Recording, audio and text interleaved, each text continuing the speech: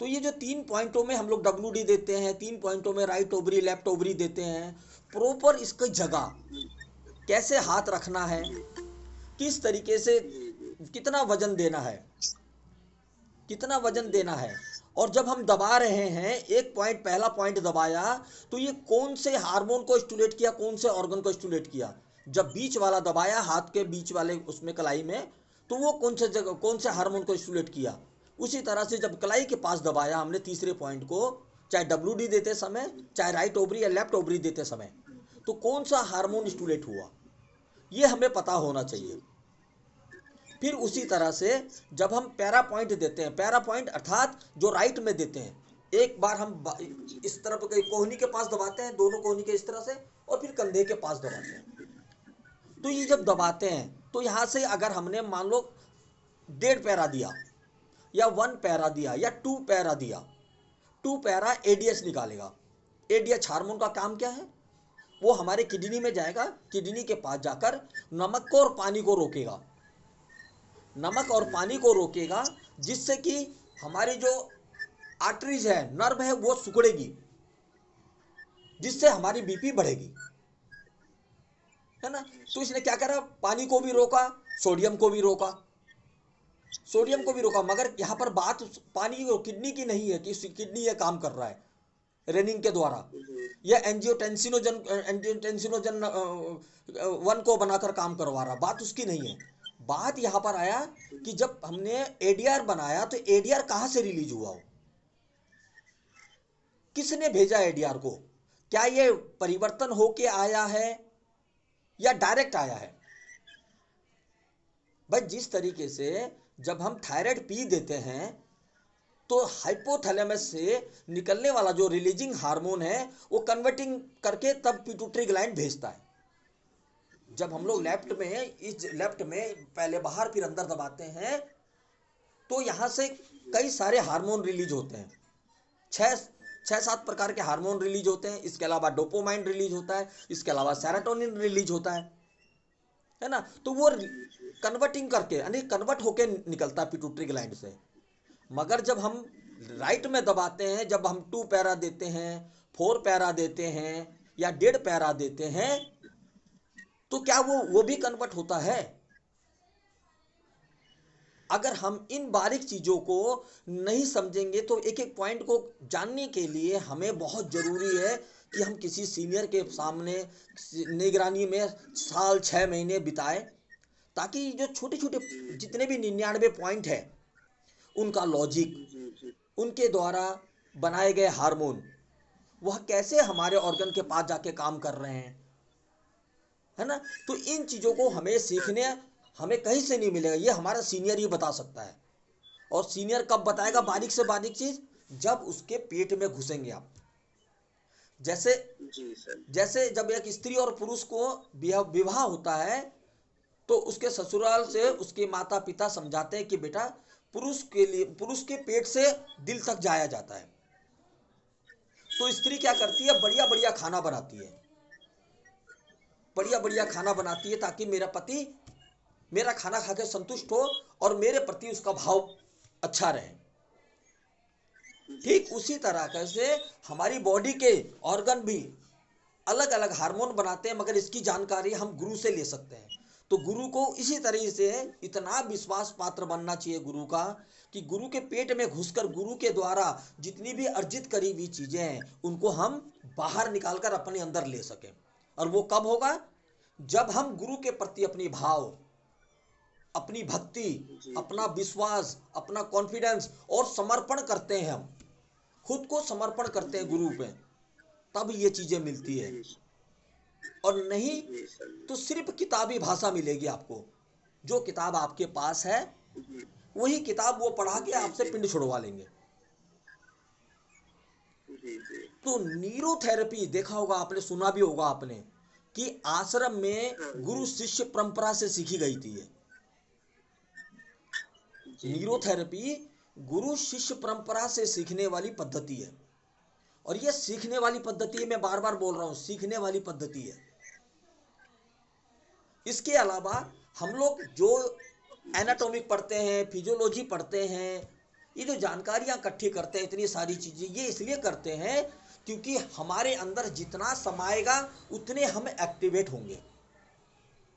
जितनी चीजें हमारे अंदर घुसेगी उतने हम प्रबल बनेंगे, उतने ही शक्तिशाली बनेंगे, उतने ही ज्ञाता बनेंगे।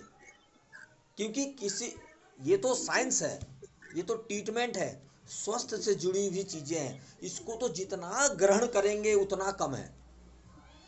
क्योंकि नई नई खोज प्रतिदिन हो रही है, प्रतिदिन नई नई खोज हो रही है। उन खोजों के साथ में अगर हम मिलजुल कर समय के साथ नहीं चलेंगे तो हम पीछे रह जाएंगे, और कोई भी पीछे रहना नहीं चाहता। देखो, हर विषय के 3 सब्जेक्ट होते हैं। एक होता है प्रैक्टिस करने वाला। प्रैक्टिस करने वाला कौन होता है? जो ट्रीटमेंट करता है ना। प्रैक्टिस तो सभी करते हैं, सभी विषय को लेकर प्रैक्टिस करना पड़ता है, मगर 3 जगह पर बांटा जाता है, महत्वपूर्ण 3 भागों में बांटा जाता है। डॉक्टरी लाइन को 3 भागों में बांटा गया है।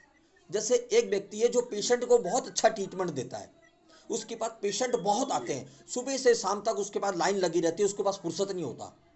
जितना भी उसे ज्ञान है, जितना भी उसके पास नॉलेज है, उस नॉलेज को गुरु कृपा से लोगों में वितरण करता है और बहुत लाभ होता है।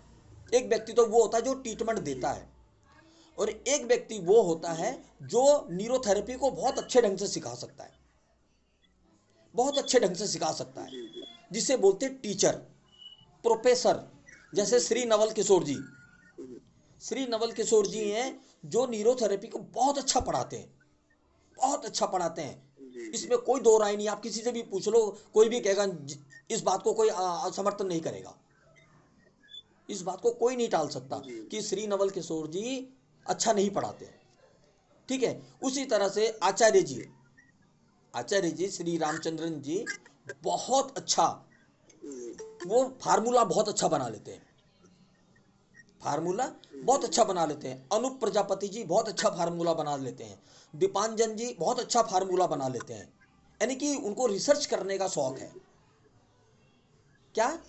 पढ़ने के बाद किस तरीके से फार्मूले बनाने हैं, हाँ, इसका एक अलग सब्जेक्ट होता है और एक अलग दिमाग होता है इसका, है ना। तो एक व्यक्ति बहुत अच्छा फार्मूला बनाता है, और एक व्यक्ति बहुत अच्छा बच्चों को पढ़ाकर उन्हें न्यूरोथेरेपिस्ट बना सकता है, और एक व्यक्ति वो है जो बहुत अच्छा उन फार्मूलों का उपयोग करके लोगों से लाभ ले सकता है, और उन लाभों को अच्छी तरीके से बता सकता है रिसर्च करने वालों को कि देखिए सर, इसमें ये पॉइंट देने से ये लाभ हुआ, ये पॉइंट देने से ये लाभ हुआ, और इससे नुकसान हुआ, इससे फायदा हुआ।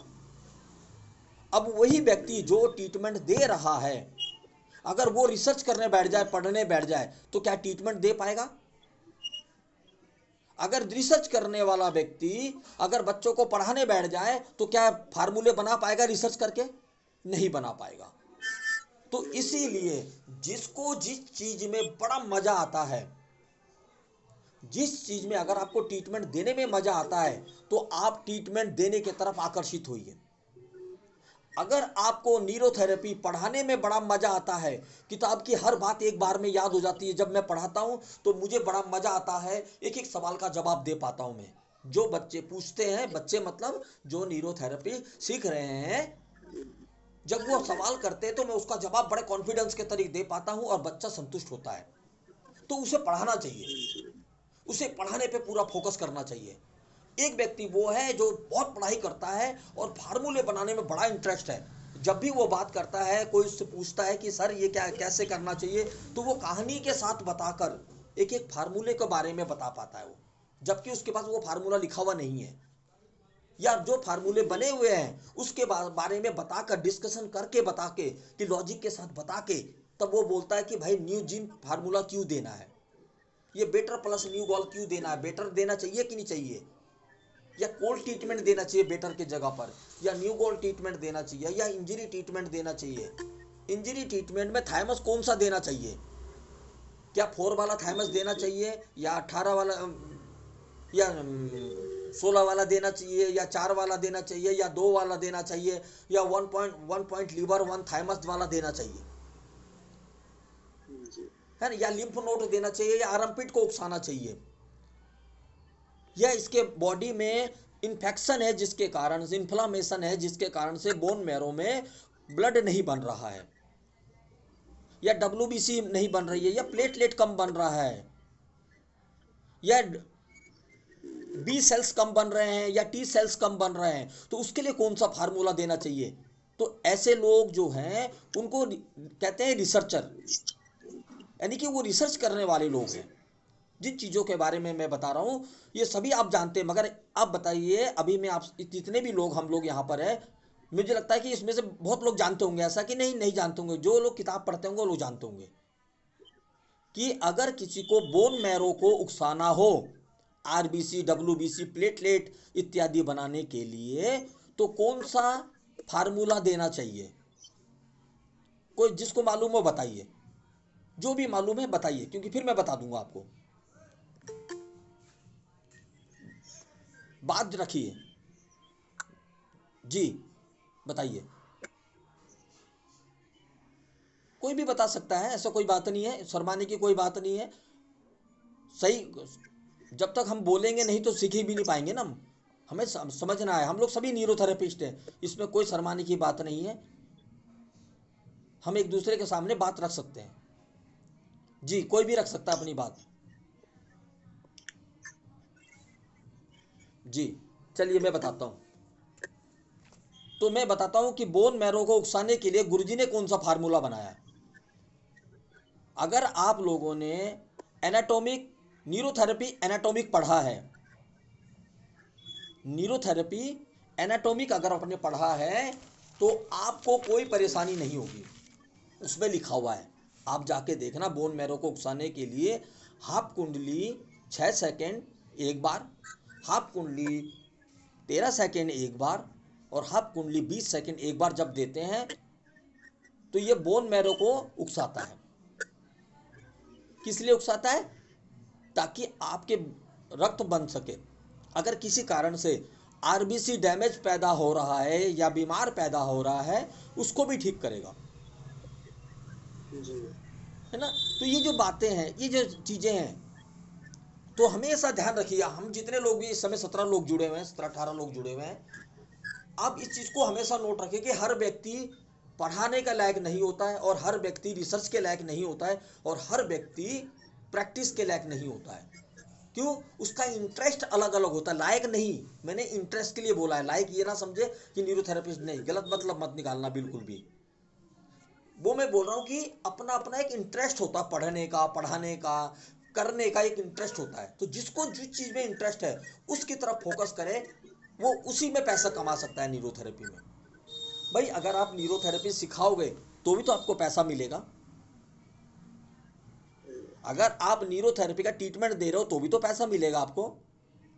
अगर आप अच्छे रिसर्च करते हो, अच्छे रिसर्च करते हो, टीम बनाकर रिसर्च करते हो, आपने 10-12 न्यूरोथेरेपिस्टों को अपने साथ में रखा है, जो भी आप फार्मूला बनाते हो उसका उपयोग करोगे, उसके बाद उसको मार्केट में बेचिए। आपको कौन मना कर रहा है? आप पैसे लीजिए उस फार्मूला का, फ्री में क्यों देना है? अगर रिसर्च करते हैं, क्योंकि आप अगर रिसर्च के फील्ड में हो, आप फार्मूला बनाते हो, उस फार्मूले पे आपने काम किया, एक फार्मूले को 100 जने पे अपना अप्लाई किया, उसके बाद उस पर अगर काम हुआ है, उस पर अगर हमें 60%, 70%, 80% रिजल्ट मिला है, तो इसका मतलब हमारा फार्मूला सही ही है। हम उस फार्मूले का पैसा ले सकते हैं कि भाई कोई बात नहीं भाई, मगर आपको कुछ ना कुछ पे करना पड़ेगा, कुछ ना कुछ पे करना पड़ेगा, तभी हम प्रॉपर ढंग से आपको फार्मूला दे पाएंगे। और आप पेशेंट का, जब वो बंदा 500 रुपये ले रहा है, आपको 50 रुपये क्यों नहीं देगा? क्यों नहीं देगा? 50 रुपये देगा, बिल्कुल देगा 50 रुपये। अगर आपका वही फार्मूला 50 जनों ने ले लिया तो आपकी मेहनतनामा निकल जाएगा ना, जी है ना। तो आने वाला समय भी यही आ रहा है, तो इसीलिए मैं तो बस यही कोशिश करता हूँ, सबको बताने का प्रयास करता हूँ कि देखिए, भटकिए मत, भटकना नहीं है हमें, और प्रोफेशनल बनना है। प्रोफेशनल बनने का मतलब क्या हुआ? किसी भी एक सब्जेक्ट को हमें चुनना है और उस सब्जेक्ट को ऊपर काम करना है हमने, क्योंकि इतने सारे बीमारियां हैं, सैकड़ों 100 से भी ऊपर बीमारियां हैं, और अगर हम 100 पे काम करने लगे तो ना हम एक में रहेंगे, ना 90 में रहेंगे, ना 99 में रहेंगे। तो किसी एक को पकड़ के जब आप चलोगे, और अगर 100 न्यूरोथेरेपिस्ट 100 बीमारियों को लेकर चलेगा, एक एक बीमारी को पकड़कर, तो 100 न्यूरोथेरेपिस्ट स्पेशलिस्ट बन पाएंगे। अगर 100 न्यूरोथेरेपिस्ट एक ही शहर में हैं और उन्होंने एक एक बीमारी पर रिसर्च करना, ट्रीटमेंट देना शुरू किया, तो 100 के 100 लोगों का काम चालू हो जाएगा। कैसे? अब मान लो कोई पेशेंट आपके पास आ रहा है, उसको शुगर हो रखा है, और एक पेशेंट आया, तो ये मेरे पास आया, मैं सर्वाइकल पे काम करता हूँ, तो जब मेरे पास सर्वाइकल पे काम करने वाला पेशेंट आया, मैंने सर्वाइकल का ट्रीटमेंट दिया और रेफर कर दिया, सर्वाइकल का ट्रीटमेंट मैं दूंगा। अब शुगर का ट्रीटमेंट कौन देगा? जिसको शुगर का काम करना आता है, हमने उसको कर दिया। वो सर्वाइकल का नहीं करेगा, शुगर पे ही काम करेगा। वो भी क्या बोलेगा? आपको सर्वाइकल के लिए उसी के पास जाना है। ठीक है। अब किसी को डायबिटीज है, तो ऑटोमेटिक उसका बीपी हाई का पेशेंट रहेगा, तो वो क्या करेगा? शुगर वाला क्या करेगा भाई? बीपी वाले के पास भेज देगा। बीपी वाला शुगर ठीक नहीं करेगा। क्यों नहीं करेगा? क्योंकि हमें टीम बनाकर काम करना, एक पे स्पेशलिस्टता हासिल करनी है। भले आपको पता है कि शुगर का क्या 10 पेन देने से इंसुलिन बढ़ेगा, आपको मालूम है, मगर आप नहीं करोगे। उसी तरह से किसी को कॉन्स्टिपेशन की शिकायत है, तो कॉन्स्टिपेशन के पास भेजना है, वो शुगर वाला ठीक नहीं करेगा या बीपी वाला ठीक नहीं करेगा। ठीक इसी तरीके से ऑर्थोराइटिस वाला हो, ऑस्टियोआर्थराइटिस वाला हो, रोमेटाइड ऑर्थोराइटिस वाला हो, जो कमर के दर्द का करता है उसे कमर के दर्द का करने दो, जो आईबीएस पे करता है उसको आईबीएस पे करने दो, जो यूडीएफ पे करता है उसे यूडीएफ पे करने दो, जो हार्ट पे काम करता है उसको हार्ट पे काम करने दो, जो ब्रेन पे काम करता है उसके ब्रेन पे काम करने दो। आपने देखा होगा एलोपैथिक में साइकोलॉजिस्ट के पास भेज देते हो लोग, जबकि वही पे क्या सेरोटोनिन की गोली वो नहीं लिख सकते? लिख सकते हैं। उन्हें नहीं पता क्या सेरोटोनिन की गोली देनी है? वो भी तो देगा सेरोटोनिन की, मगर नहीं करेंगे। वो क्या करेंगे? रेफर कर देंगे कि फलाना डॉक्टर के पास चले जाओ, आप इतने नंबर पे चले जाओ या इस जगह पे चले जाओ, उसको दिखा दो। वो जाता है, उसको दिखाता है। तो ठीक न्यूरोथेरेपी में भी हमें इसी तरीके से, अगर हम एक शहर में 50 जने हैं तो 50 लेके चलना है, अगर हम 100 है तो 100 लेके चलना है। सबने अपने अपने गुण के अनुसार इन कामों को करना है, ताकि एक दूसरे के साथ मिलकर हम लोग सब स्पेशलिस्ट बन सके और एक नाम कमा सके, एक परिचय पा सके। अगर कोई सर्वाइकल का डॉक्टर है तो सर्वाइकल का डॉक्टर बने, कोई शुगर का डॉक्टर है तो शुगर का डॉक्टर बने, कोई आईबीएस का डॉक्टर है तो आईबीएस का डॉक्टर बने, कोई हार्ट का डॉक्टर है तो हार्ट का डॉक्टर बने, कि उसके शहर में पहचान हो। कोई भी हार्ट की समस्या हो, बीपी की समस्या हो, तो वो हार्ट वाले के पास ही जाए, ना कि वो डायबिटीज वाले के पास जाए। अगर कोई डायबिटीज वाला है तो परिचय, अरे तुमको डायबिटीज हो गया, फलाना न्यूरोथेरेपी सेंटर में चले जाओ, वहां डायबिटीज का इलाज होता है ना। तो इसी तरीके से जब तक हम खुद काम नहीं करेंगे, नहीं समझेंगे, समय के अनुसार हम अगर नहीं बढ़े। कल प्रधानमंत्री जी ने, विश्व में चौथा देश है जो जिसने एआई पे इतना बड़ा कार्य किया है, इतना बड़ा कार्य किया है। आज एआई पे इतना बड़ा कार्य हो रहा है, यानी कि ऐसी टेक्नोलॉजी पर जिस जगह पे हाथ पे रखा हुआ है हर चीज, एक बटन दबा, मुंह से बोलो, गूगल में जाके एआई आता है। व्हाट्सअप देखा होगा आपने, व्हाट्सअप के अंदर एआई आ रखा है, गोल सा बना हुआ आता है व्हाट्सअप में, आप उससे जो पूछेंगे वो बता देगा। अगर एआई के जमाने में आप अगर 10 चीजों पे चलोगे तो आप कहीं के नहीं रहोगे, कोई परिचय नहीं बन पाएगा कभी भी। तो इस तरीके से टीम बना के, एआई के समय में टीम बना के काम करने की जरूरत है। और इस तरीके से जब तक हम लोग एक दूसरे के साथ कंधे से कंधा मिला के नहीं चलेंगे, एक दूसरे के साथ देखकर परेशान होंगे, एक दूसरे की टांग खींचेंगे, तो ऐसे में हम हमेशा न्यूरोथेरेपिस्ट पीछे रह जाएगा। क्योंकि न्यूरोथेरेपी का लास्ट जो है डिप्लोमा है। न्यूरोथेरेपी का एक न्यूरोथेरेपिस्ट को न्यूरोथेरेपिस्ट बनने के लिए डिप्लोमा चाहिए, एक न्यूरोथेरेपी सेंटर खोलने के लिए डिप्लोमा चाहिए। 1 साल का कोर्स है, 6 महीने का इंटर्नशिप है। जो व्यक्ति इस डिप्लोमा को हासिल करने के लिए 1 साल पढ़ाई करता है और 6 महीने का इंटर्नशिप लेता है, वह पूरे भारत में कहीं भी न्यूरोथेरेपी सेंटर खोल सकता है और बेझिझक होकर अपनी सेवा दे सकता है। उसको डरने की बिल्कुल जरूरत नहीं है अगर आप सिर्फ न्यूरोथेरेपी करते हो, सिर्फ न्यूरोथेरेपी। क्योंकि जो 99 पॉइंट आपके बुक में लिखे हुए हैं, उन पॉइंटों को देते हो आप, क्योंकि वही सबूत है आपके पास, वही आपके पास सबूत है कि ये पॉइंट जो है ये हमारे न्यूरोथेरेपी के हैं, इनको जब हम देते हैं तो इसका कोई साइड इफेक्ट नहीं है। ये आपके सबूत है। अब मान लीजिए आप न्यूरोथेरेपी का सेंटर खोल रखे और आप उसके गर्दन यूं पकड़ के खटाक खटाक यूं रस्सी गले में रस्सी बांध कर खींच रहे हो और उतने में कोई हादसा हो गया, आप कैसे बताओगे कि ये पॉइंट हमारा है? पेशेंट तो बोल ही देगा ना कि भाई इन्होंने पकड़ के मेरा गर्दन खींचा था। मगर न्यूरोथेरेपी में तो कहीं है ही नहीं ऐसा कि आप उस तरीके से गर्दन पकड़ो खड़ाक खड़ाक, इस तरीके का न्यूरोथेरेपी में तो है ही नहीं। फिर क्या होगा? आप फंसोगे, और जब आप फंसोगे तो कोई आपके काम नहीं आने का, ना आपका सर्टिफिकेट, ना आपका हुनर, ना आपकी नेतागिरी, कोई काम नहीं आने का। आपको जेल जाने से कोई नहीं रोक सकता, आपको बदनाम होने से कोई नहीं रोक सकता है। तो जब आप न्यूरोथेरेपी करते हो तो सिर्फ न्यूरोथेरेपी करना। अगर आप प्रैक्टिस करते हो तो सिर्फ कायो प्रैक्टिस करना। अगर आप कपिंग थेरेपी करते हो तो सिर्फ कपिंग थेरेपी करना, ताकि आप अपने आप को सुरक्षित रख सकें। क्योंकि कायोथेरेपी एक अलग चीज है, कपिंग थेरेपी एक अलग है, एक्यूप्रेशर एक अलग चीज है, एक्यूपेंचर एक अलग चीज है। उसका न्यूरोथेरेपी से कोई लेना देना नहीं है, अन्य चिकित्सा पद्धति से कोई लेना देना नहीं है। अगर आपको सुरक्षित का रूप से काम करना है, पूरा जीवन काम करना है, इस पे उन्नति प्राप्त करनी है, तो आपको जिस सब्जेक्ट में आप हैं आप उसी सब्जेक्ट को गहराई तक जाए, क्योंकि ये अनंत है।